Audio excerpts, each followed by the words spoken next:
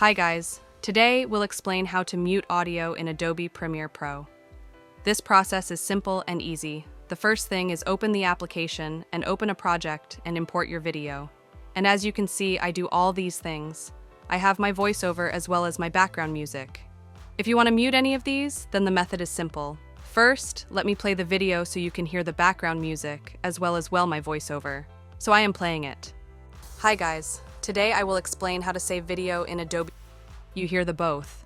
So now I want to mute the audio track of background music, not of my voiceover. After muting, still the voiceover will be here able. So the only thing is I need to click on this option mute. Now the background music has been muted. Let me play the video. Adobe Premiere Pro. This process will be simple. You can hear only my voiceover, not my background music. If you want to mute the voiceover, then click on this mute and enable this one, then your voiceover will be muted. Let me play it again. Using this method, you can mute audio track in Adobe.